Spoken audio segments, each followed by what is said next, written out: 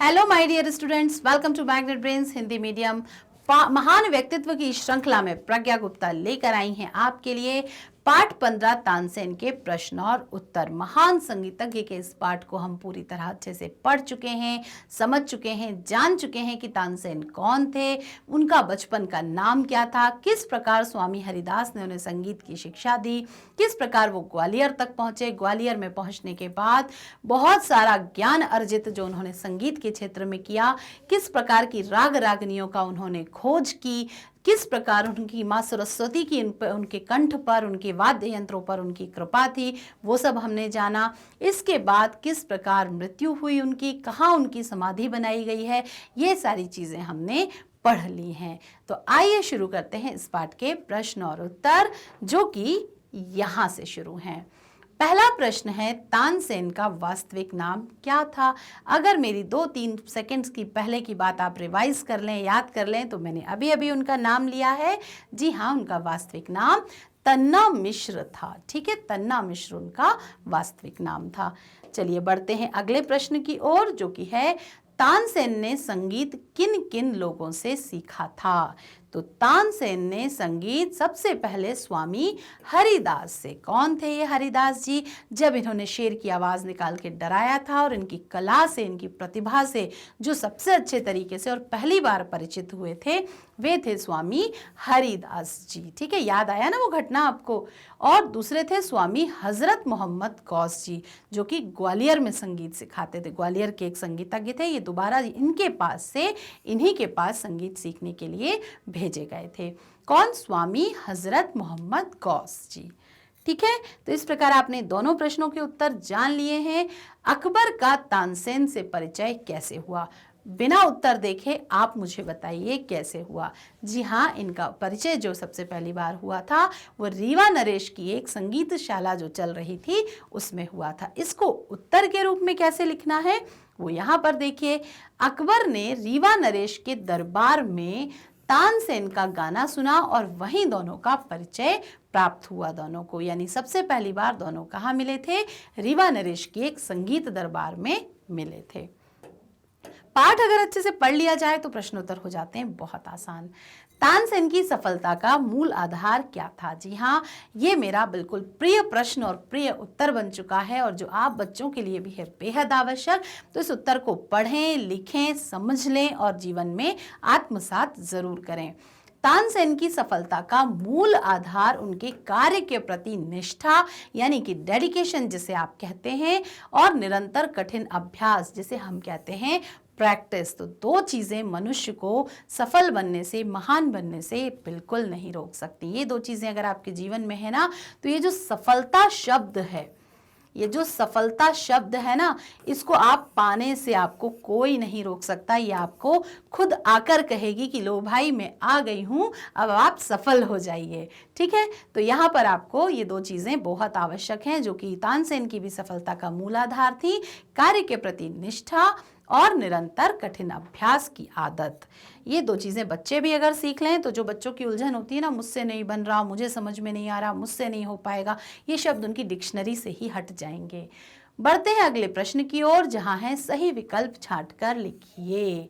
तानसेन को सर्वप्रथम संगीत की शिक्षा, ये है हमारा प्रश्न, स्वामी नरहरिदास ने दी थी, स्वामी हरिदास ने दी थी, हजरत मोहम्मद गौस ने दी थी, या फिर रीवा नरेश ने दी थी। ठीक है, तो यहाँ पर 4 लोगों के नाम दिए गए हैं। आपको बताना है कि सबसे पहले संगीत की शिक्षा, अब प्रश्न देखें, संगीत की शिक्षा तो 2 लोगों ने दी थी, लेकिन प्रश्न में पूछा गया है सर्वप्रथम किसने दी थी। तो प्रश्न में से प्रश्न को समझना सीखिए। तो सर्वप्रथम उनको जो संगीत की शिक्षा है वो स्वामी हरिदास जी ने दी थी। ये इसका सही उत्तर है। इसको अपनी उत्तर पुस्तिका में लिख लीजिए, कॉपी बुक में टिक कर लीजिए। संगीत से प्रभावित होकर अकबर ने तानसेन को क्या किया था? पुरस्कार दिया था, संगीत शिक्षक बना दिया था, मंत्री बना दिया था, या फिर अपने नवरत्नों में स्थान दे दिया था। ये नवरत्नों का जो कॉन्सेप्ट है ना, ये बहुत स्पेशल था। ये 9 जो लोग थे उनके दरबार में, ये बेहद स्पेशल लोग थे, बेहद खास लोग थे, जिन्हें अकबर 9 रत्न क्यों कहा जाता है उनको? 9 रत्न का मतलब होता है, रत्न मतलब बेशकीमती चीज, और 9 थे यानी संख्या में 9 होने के कारण उनको 9 कहा जाता है, नवरत्न कहा गया है। तो रत्न जो होते हैं वो आपको आम जगह कहीं पर भी नहीं मिलेंगे, उनको खोजना पड़ता है, उनको ढूंढना पड़ता है।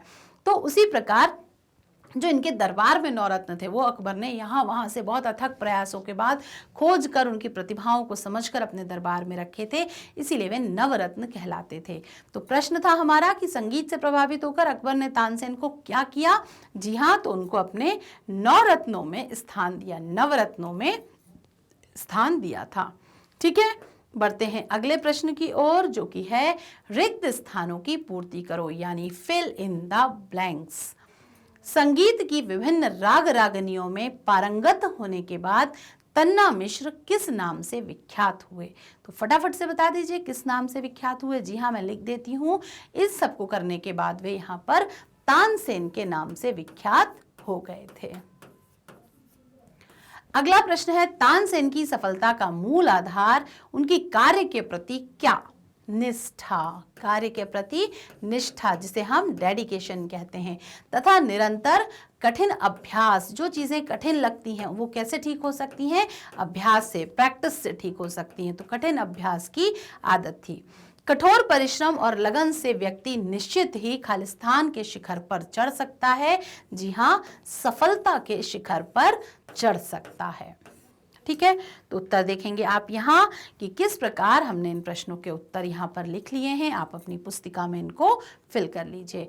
पहले का जवाब है तानसेन, दूसरे का है निष्ठा, तीसरे का कठिन अभ्यास, और चौथा है सफलता या फिर उन्नति भी यहाँ पर आप लिख सकते हैं। ये दोनों ही एक दूसरे के समानार्थी शब्द हैं।